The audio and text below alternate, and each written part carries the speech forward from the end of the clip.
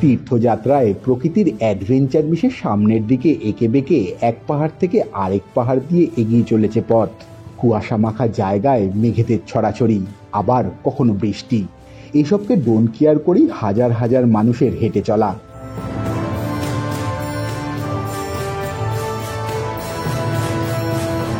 এখানে প্রকৃতি গল্প বলে চলে অবিরাম। সে গল্পে মিশে থাকে হাজার হাজার বছরের মিথ।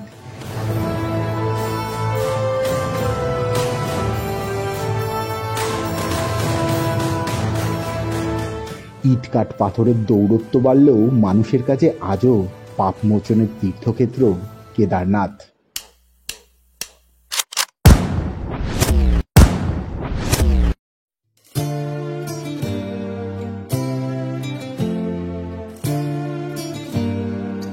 মোক্ষলাভের সে পথের যাত্রায় এগিয়ে চলেছি আমরাও।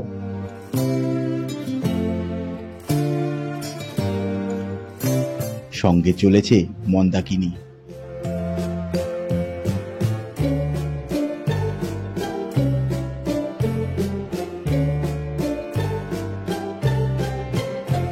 প্রকৃতি নিজেকে উজাড় করে আমাদের চোখকে তৃপ্ত করছে, তবে রাস্তায় পড়ে থাকা ঘোড়ার গু মিশে যাচ্ছে শরীরের সঙ্গে।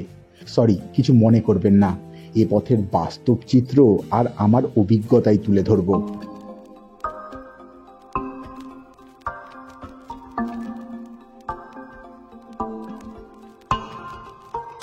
তবে হ্যাঁ, প্রাচীন যুগের এই দুর্গম পথ কংক্রিটের পাহাড়ি পথের রূপ পেয়ে কিছুটা সহজ হলেও ঘোড়ার দাপাদাপি তাকে আরো মারাত্মক করে তুলেছে।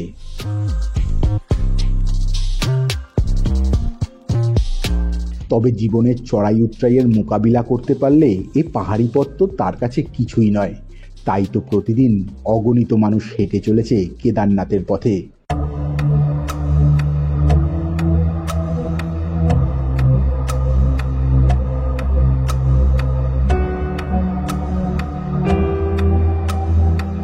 চলুন আজ সেই রহস্যময় পথে হাঁটা দিয়ে আমরাও।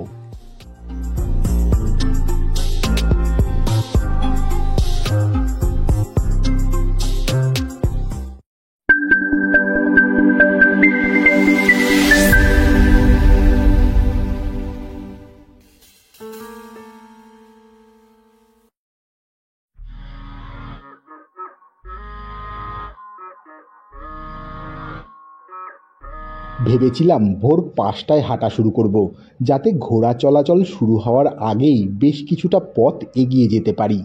কিন্তু গতকাল রাত থেকে এত বৃষ্টি যে সকাল 6টার আগে বেরোতেই পারলাম না।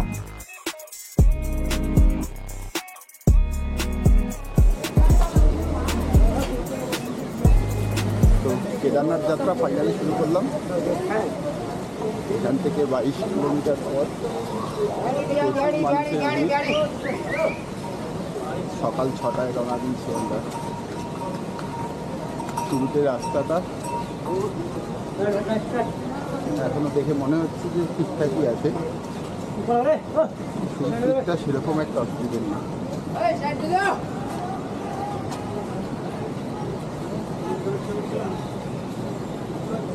যাই হোক, এটা হচ্ছে কেদারনাথ যাওয়ার স্টার্টিং পয়েন্ট। এই ফাটক পার করেই প্রায় 10-11 ঘন্টার হাঁটা। আর আমাদের সঙ্গে এক পাশে মন্দাকিনী, অন্য পাশে বিশাল বিশাল পাহাড়।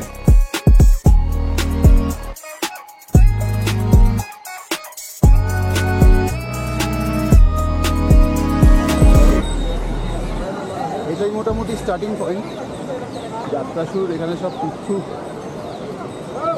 মারা পাওয়া যাচ্ছে।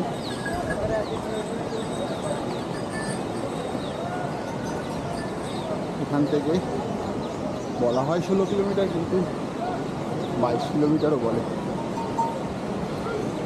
শুরুতে হালকা খাড়াই আছে গৌরীপুর থেকে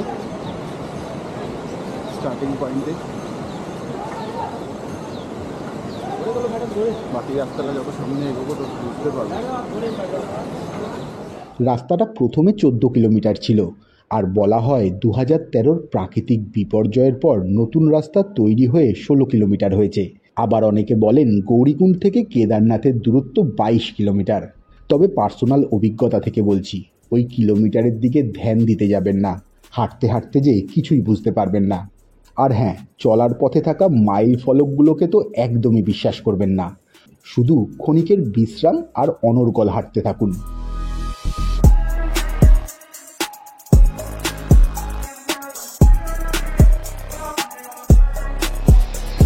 রাস্তায় যেতে যেতে এরকমই কোথাও প্লাস্টিকের ছাউনি, তো কোথাও পাকা ছাউনি, শেড দেওয়া আর কি, টিনের শেড দেওয়া ছাউনি রয়েছে। আসলে বৃষ্টিপ্রবণ জায়গা, যে কোনো সময় বৃষ্টি নামে, তার জন্য দর্শনার্থীদের সুবিধার জন্য এই শেডটা করা হয়েছে, যাতে এখানটায় রেস্টও নিতে পারবে এবং বৃষ্টির মধ্যে অনেকটা আশ্রয় পাবে এবং রোদ হলেও সেখানটায় অনেকটা সুবিধা হবে। তার জন্য এই শেডগুলো করা মূলত। ও, একটা মজার কথা বলি। হাঁটার শুরুতে দেখছিলাম অনেক মানুষই পুরো জোশ নিয়ে হাঁটা শুরু করেছে। আর সে হাঁটা কেমন হাঁটা জানেন? দল বেঁধে একের পর এক মানুষ ব্লুটুথ বক্সে ভগবান শিবের গান জোরে চালিয়ে আমাদেরকে প্রায় ধাক্কা দিয়ে চলে যাচ্ছে। ঘন্টা দুয়েক যেতে না যেতেই দেখি ওই সমস্ত ব্যক্তি ঘোড়ার পিঠে করে উপরে উঠছে। আসলে সব ক্যালোরি শেষ তখন।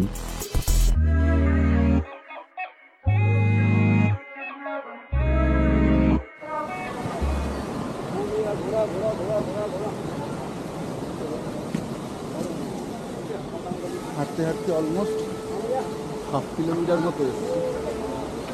এখানটায় নিচে মন্দাকিনী, আর এখানটায় ঝর্নার জল পড়ছে রাস্তার মাঝখানে। এর মধ্যে থেকেই হেঁটে যাওয়া। ওয়েদারটা যেহেতু সকালবেলা এখনো রোদ ওঠেনি, ঠান্ডা ঠান্ডা ওয়েদার, রোদ ওঠারও সম্ভাবনা রয়েছে। আকাশ পরিষ্কার দেখাচ্ছে আপাতত। এখন দেখা যাক সামনে গেলে কি দেখতে পাই আর কি পাই।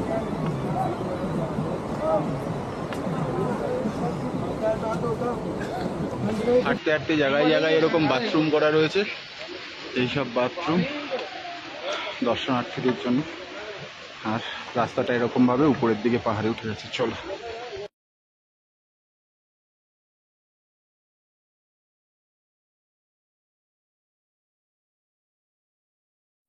পথে যেতে যেতে কখনো ডান দিক তো কখনো বাদিক পাহাড়ের গা দিয়ে ঝরে পড়া একের পর এক নাম না জানা ঝর্ণা গিয়ে মিশেছে মন্দাকিনীতে।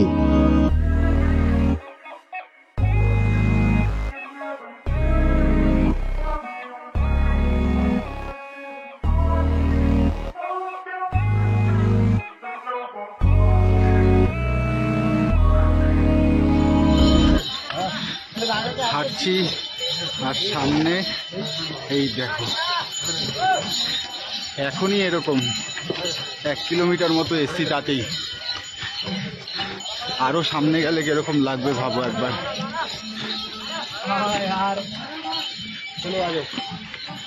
ফাটাফাটি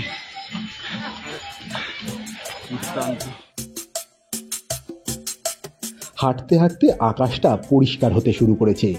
আমরা এসে পৌঁছালাম একটা ভিউ পয়েন্টে।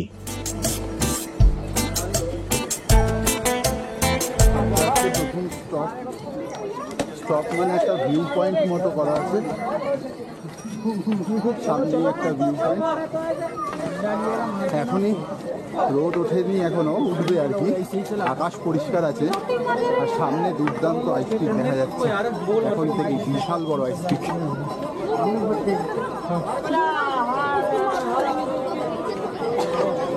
এই আইসক্রিম দেখারই পয়েন্ট এটা।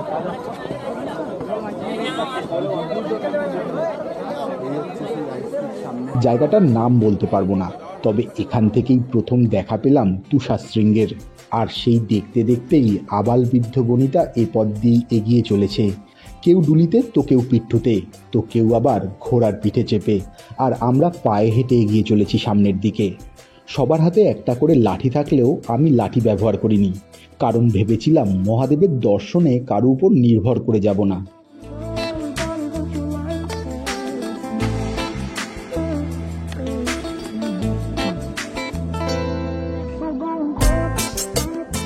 আচ্ছা, এ পথের ইতিহাস তো আপনাদের সবারই জানা।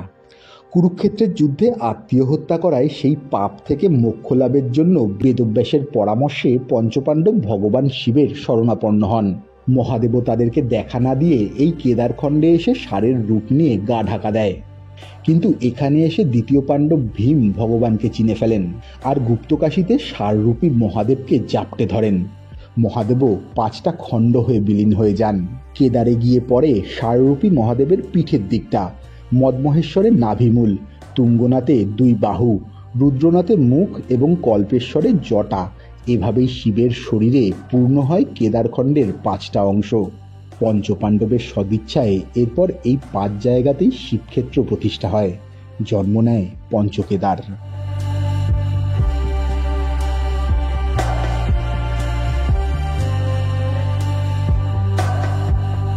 যত উপরে উঠছি বরফে ঢাকা পাহাড়গুলো তত বড় হচ্ছে। এই রাস্তা দিয়ে যাবো আমরা, এটা দিয়ে সোজা উঠে যাব উপরে, আরো সামনে যাব। এখান দিয়ে আসলাম।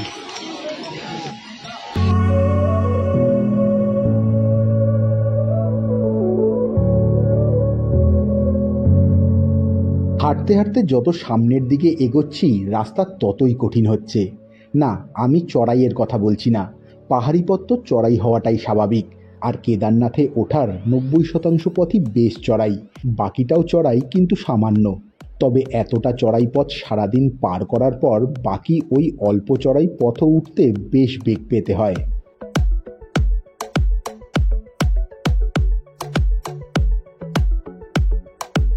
চলার পথে 2 কিলোমিটার মতো এসছি। এখানটা একটা ঝর্ণা রয়েছে, নাম জানি না ঝর্ণার, তবে একেবারে চলার গাড়ি বেশ উঁচু থেকে জল গড়িয়ে পড়ছে নিচে, বেশ ভালো লাগছে। এখনো অনেকটা যেতে হবে, তার সঙ্গে এই ঘোড়াদের যাতায়াত।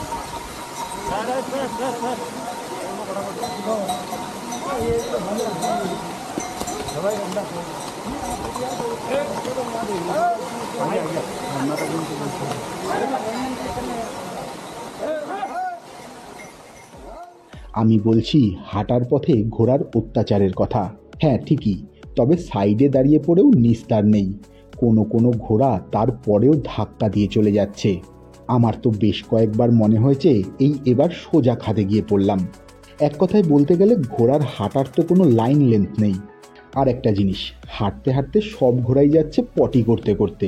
হ্যাঁ, সেগুলো ওখানকার মানুষ পরিষ্কারও করছে ঠিকই, কিন্তু বৃষ্টির জলের সঙ্গে সেসব মিশে কি অবস্থা হয় চিন্তা করে নিন।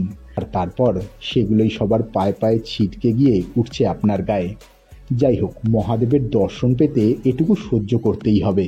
ঘন্টা 2 হাঁটার পর বর্মন রাস্তার ধারে একটা মাইল ফলক দেখিয়ে বলল আমরা অর্ধেক রাস্তা চলে এসেছি। অবাক হয়েছিলাম, কিন্তু বিশ্বাসও করেছিলাম। ভুলটা পরে ভাঙলো। অনেকটা রাস্তা চলে এসেছি, বলছে নাকি অর্ধেক রাস্তা পার হয়ে গেছি, জানি না। একদিকে ব্রিজ, আচ্ছা এখানটা মাইল ফলক আছে, দেখি 6 কিলোমিটার বাকি। আর কি লেখা আছে? 12। কতটা এসছি? আচ্ছা 12 কিলোমিটার আর বাকি আছে। 22 কিলোমিটার, মানে 12 দুগুনি 24। হাফ এসছি, হাফ রাস্তা চলে এসেছি, একদমই হাফ রাস্তা আমরা চলে এসেছি।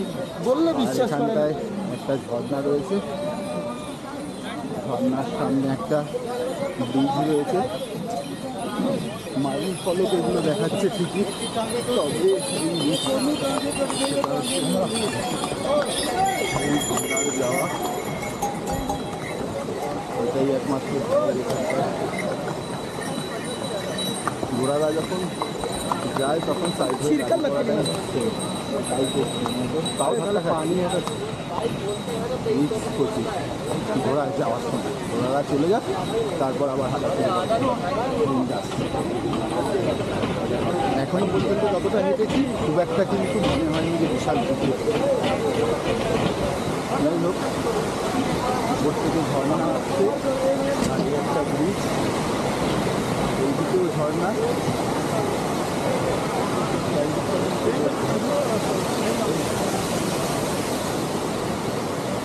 আবার নতুন করে চড়াই। চলো, বলছি আর 12 কিলোমিটার। আমরা 2 ঘন্টা এসেছি, সকাল 6টায় শুরু করেছি, 8টা বাজে এখন। 2 ঘন্টায় হাফ রাস্তা চলে এসেছি বলছে, আর 12 কিলোমিটার বাকি। যদি 24 কিলোমিটার পথ হয়তো সেই সূত্র ধরেই বলছি। দেখা যাক দেখি আবার ঘোরার পাল তাই দিয়ে দাও। হ্যাঁ এটাই একটা ঘোড়াদের থেকে সাবধান, এই সাবধানতা ছাড়া আর সেরকম একটা কিছু নেই। ওয়েদারও বেশ মনোরম, ঠান্ডা হাওয়া যেরকম হয় পাহাড়ে। ওই যে আগেই বলেছি, এ পথে মাইল ফলক দেখে হাঁটবেন না, তাহলেই ঠকতে হবে। আসলে আমরা 22 কিলোমিটার ভেবে ভাবছি অর্ধেক রাস্তায় চলে এসেছি, কিন্তু আসলে এসেছিলাম মাত্র 4 কিলোমিটার। যেতে যেতে পথেই দেখতে পেলাম একটা স্বাস্থ্যকেন্দ্র। এ পথের জায়গায় জায়গায় এরকম স্বাস্থ্যকেন্দ্র রয়েছে। যেহেতু হাই অল্টিটিউড, অনেকেরই শ্বাসকষ্ট দেখা দেয়, তাই এখানে সাময়িক চিকিৎসার সব ব্যবস্থাই রয়েছে। এই কেদারনাথের পথে যত এগোচ্ছি কিছুক্ষণ বাদে বাদেই একটা করে ঝর্ণা, আর সেই ঝর্ণাগুলো কিন্তু বেশ বিশাল বিশাল ঝর্ণা, বিভিন্ন নাম না জানা ঝর্ণা পাহাড়ের উপর থেকে বেরিয়ে পড়ছে। ঝর্ণাগুলো কিন্তু এক এক রকম এবং এক এক রকমভাবে কিন্তু বেস্ট বলা যায়।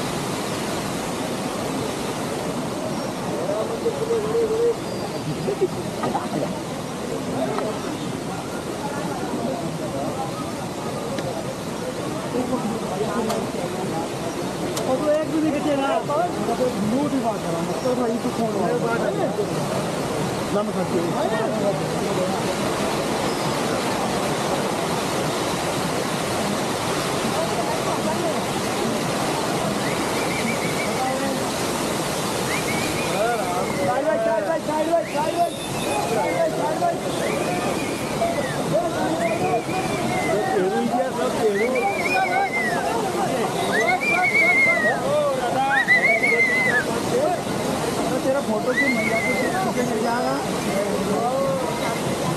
ओए यार ये मजाक नहीं हो गया, तेरा पैर यहाँ था बिहारियाँ।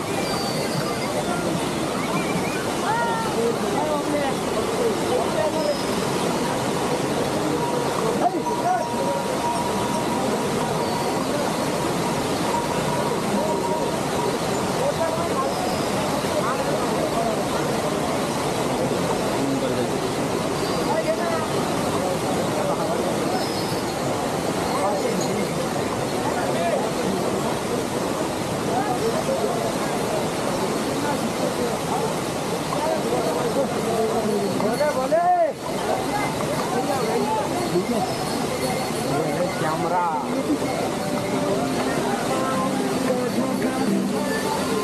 आधा घंटा करो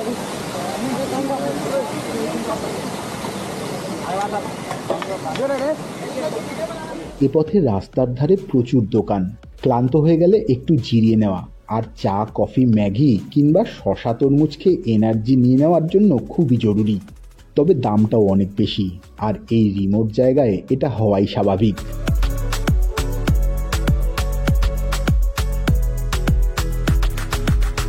রামবাড়া জায়গাটাকে মোটামুটিভাবে কেদারনাথের পথের অর্ধেক রাস্তা ধরা হয়, আর সেই রামবাড়া জায়গাটার আগেই রাস্তাটা দুটো ভাগ হয়ে যায়।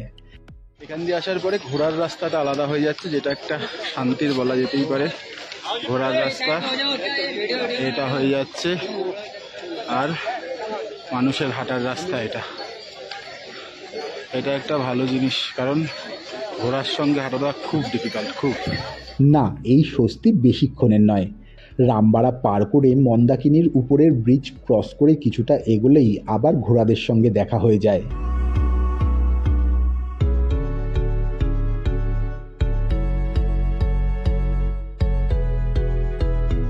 তবে রাস্তাটা দিয়ে হাঁটছি আর দেখছি হাজার হাজার লোক, শয়ে শয়ে দোকান, কিন্তু আশ্চর্যের বিষয়ে কোনো বাড়িঘর নেই।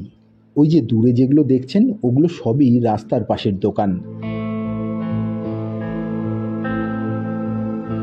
আসলে 2013 সালের 17 জুনের আগে 3 দিন ধরে হয়ে চলা অতিরিক্ত বৃষ্টিপাতেই চোরাবাড়ি গ্লেসিয়ার ফেটে বিধ্বংসী ঝর্ণায় বিপর্যস্ত হয় কেদারখণ্ড। ধস নামে বহু জায়গায়, মন্দাকিনী স্রোত কেড়ে নেয় হাজার হাজার মানুষের প্রাণ, আর এই অঞ্চলের সব কিছুই ছিন্ন ভিন্ন হয়ে যায়। নিমিষেই ধূলিসাৎ হয়ে যায় রামবাড়ার এখানেই থাকা আস্ত একটা গ্রাম। তখনই কেদারনাথ যাওয়ার পথ সম্পূর্ণ পরিবর্তন হয় সেই বিপর্যয়ের পর। গৌরীকুণ্ড থেকে যে পথ জঙ্গলচটি, চিরবাসা, ভৈরব, রামবাড়া, গরুচটি হয়ে কেদারনাথে পৌঁছাতো, সেই পথ আজ অনেক অংশেই ধ্বংস হয়ে গেছে। 2014 থেকে নতুন যে পথটা চালু করা হয়েছে তা গৌরীকুণ্ড থেকে জঙ্গলচটি, ভীমাবলি, আপার ও লোয়ার লিংচলি বেস ক্যাম্প পেরিয়ে কেদারনাথ মন্দির।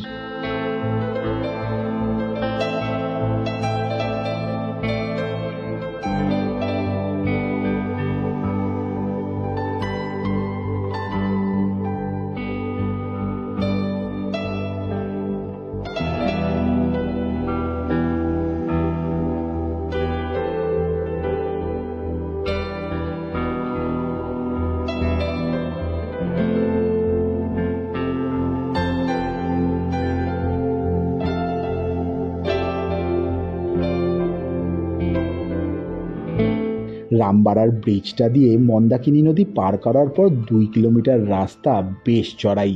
বলা যায় এ পথের সবচেয়ে চড়াই রাস্তা এটাই। অনেকটা সময় নিয়ে সে রাস্তা পার করে একটু জিরিয়ে নেওয়ার জন্য একটা দোকানে ঢুকলাম কফি খেতে। আর সেই দোকানদারের থেকেই জানলাম ভয়াবহ 2013 সেই বিপর্যয় আর তার অভিজ্ঞতার কথা। दो तो रह सकते हैं, पर इसमें थोड़ा मतलब दिक्कत आ सकती है। बड़ा बड़ा थोड़ा जितना होगा उसको अच्छा। आप दादा 2013 में जो हुआ था तब आप यहाँ थे क्या?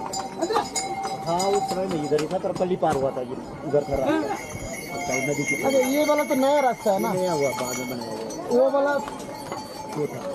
पहले वाला रास्ता तो वो था, ये घोड़ा का चढ़ाई था, घोड़ा भी निकलता था, उधर ही चलते थे तो सभी उधर चलते थे। तो ये वाला रास्ता क्या नया गवर्नमेंट ने बनाया? ये गवर्नमेंट ही बना के टैक्स व्हील क्या आप लोगों ने देखा था वो? हाँ हाँ देखा क्या, वो नीचे रुद्रप्रयाग तक तो रुद्रप्रयाग क्या हरिद्वार तक भी अलर्ट कर दिया गया। हाँ हाँ हाँ हाँ, वो तो हरिद्वार में जो भोले बाबा का मंदिर मूर्ति है उसका तो इधर तक पानी आ गया था। क्या मतलब आपका ऊपर बड़ी झील है, हिमालय में कई झीलें हैं, बड़ी बड़ी झीलें हैं। तो झीलें हैं तो ग्लेशियर कभी क्या हो जाते हैं, फट जाते हैं। तो ग्लेशियर जो है कि झील में गिर गई, तो झील जैसे ही क्या हो गया, किनारा टूट गया तो तहस-नहस तो करेगा ही ना। तहस-नहस करेगा तो अपने साथ कई चीज ले जाएगा, वो कंकड़ पत्थर कई ले जाएगा बड़े बड़े। मतलब आपके पीछे जो वो ये उसी समय का वो रहता है। पूरा पानी कितना बड़ा था? पानी तो जो भी बढ़ना था पर उसमें मलबा आ गया ना ज्यादा। अच्छा अच्छा, मलबा नहीं कर दिया तो मलबा जाएगा तो और धक्का मारेगा। आप लोग क्या कर रहे थे तो मतलब ऐसे जैसे ये चल रहा है? नहीं, आप लोगों को तो मतलब उठा के चलना पड़ा। सब भागे, उसमें कहीं मरे कहीं भागे, कोई गिनती नहीं कितने मरे कितने गए, कोई कुछ जो मिले वो पता चला, बाकी कुछ नहीं। बहुत हुआ, इसलिए हमको भी यहाँ डर लगती है ना। इसमें डालो तो हम भी जो है कि अब थोड़ा 1-2 दिन रहेंगे, बारिश का बरमान बनेगा तो निकल जाएंगे, उसको बंद कर देंगे। तो अभी तो जून महीने तो देरी है, अभी भी तो साथ जल्दी आ गए ना इस समय। हाँ अच्छा अच्छा अच्छा, इसमें जल्दी आ गए, वैसे अभी नहीं आना चाहिए, इसमें जल्दी आ गए। देखो देखो বাইরে অবস্থাটা কি হলো দেখো। और फिर ले लो और फिर अपना उसको भी पहन ही लो, क्या भरोसा है। ভাবতে পারছেন লোকটা বলছে সারাক্ষণ ভয়ে ভয়ে দোকান চালাতে হয়। হিমালয় বলে কথা, যখন তখন যা খুশি হতে পারে।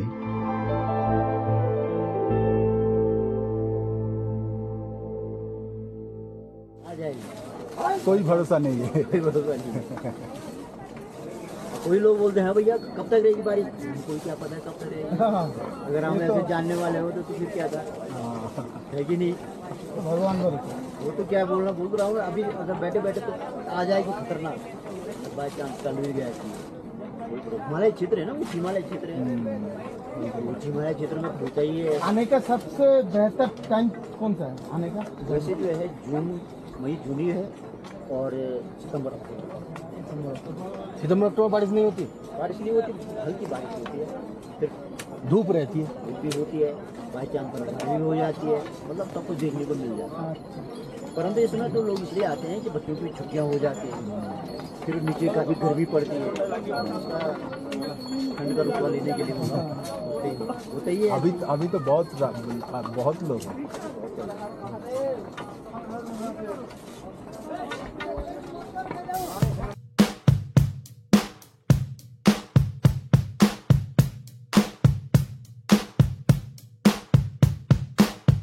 একটু জিরিয়ে নিয়ে আবার হাঁটা শুরু করলাম। যাচ্ছি তো যাচ্ছি, পথ যেন আর শেষ হয় না।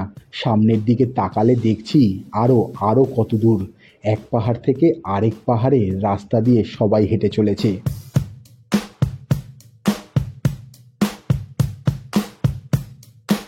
এতক্ষণে আকাশের আবার মুখ ভার হওয়া শুরু করেছে। উপর থেকে মেঘেরা নেমে আসছে আমাদের কাছে। এ পথে হাঁটতে হাঁটতে মোটামুটি আপনি রোদ, বৃষ্টি, পরিষ্কার আকাশ, মেঘলা ওয়েদার সবই দেখতে পাবেন।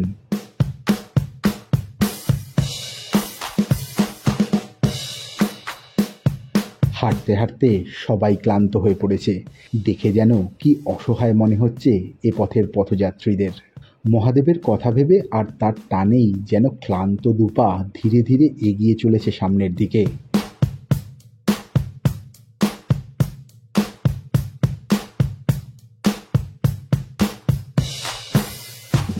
ভাবছেন তো এর থেকে ঘোড়ায় যাওয়াটা অনেক বেটার? একদমই না।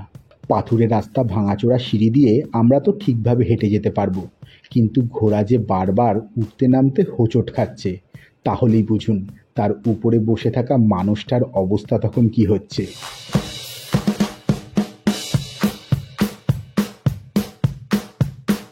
যেতে অবশেষে একটা জনবসতি দেখতে পেলাম। জানতে পারলাম এখান থেকে বেস ক্যাম্প এখনো প্রায় 4 কিলোমিটার মতো। যারা একেবারেই হাঁটতে পারছেন না তারা একটা রাত এখানে কাটাতে পারেন। তবে আমরা বাঁকটা ঘুরে হাঁটা লাগিয়েছি উপরের দিকে।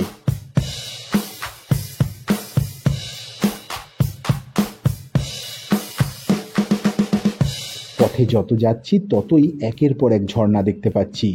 আর তো রয়েছে ওয়াটার পাস। কিছু কিছু জায়গায় ঝর্ণার জল রাস্তায় ভাসিয়ে দিয়েছে, তার মধ্যে দিয়েই হেঁটে যেতে হবে আমাদের। রাস্তায় জলে আটকানো, আটকে পড়েছে, ঘোড়া যাচ্ছে রাস্তা দিয়ে আর জল, মানুষ যাওয়ার জায়গা নেই, উপরে পাহাড় টপকে যেতে হবে। সবাই এখন ওইভাবেই যাচ্ছে। অবশেষে প্রায় সারা দিন হাঁটার পর দেখা পেলাম কেদার পর্বতের। ওই যে সামনে দেখছেন ওটাই বেস ক্যাম্প, আর ওই পাহাড়ের চূড়ায় রয়েছে কেদারনাথ মন্দির।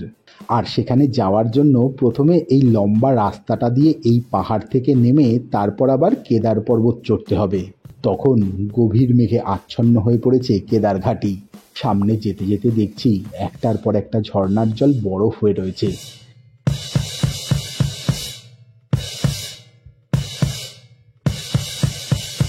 দেখতে পাচ্ছেন তো এই লম্বা রাস্তাটা? এই লম্বা রাস্তাটাই অতিক্রম করে বেশ ভালো চড়াই পথ পার করে অবশেষে আমরা বেস ক্যাম্পে এসে পৌঁছালাম।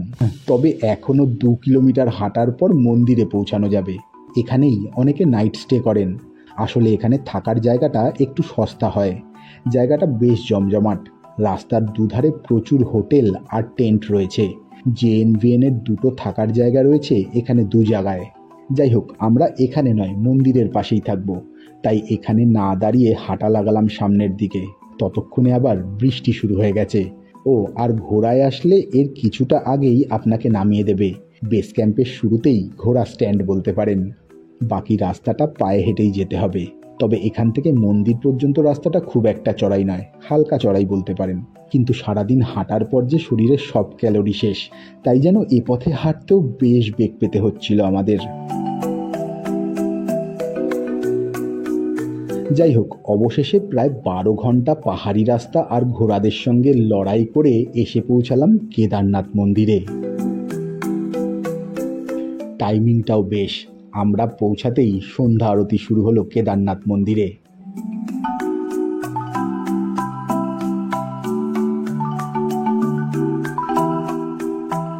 শুনেছি একেই তো সবাই বলে জীবনের সার্থকতা। যাক, সেটা করতে পারলাম ফাইনালি।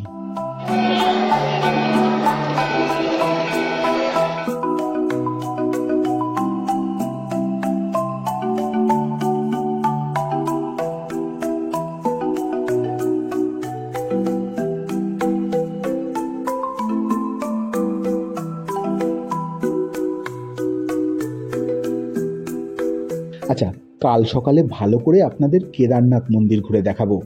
আজকের মতো এটুকুই।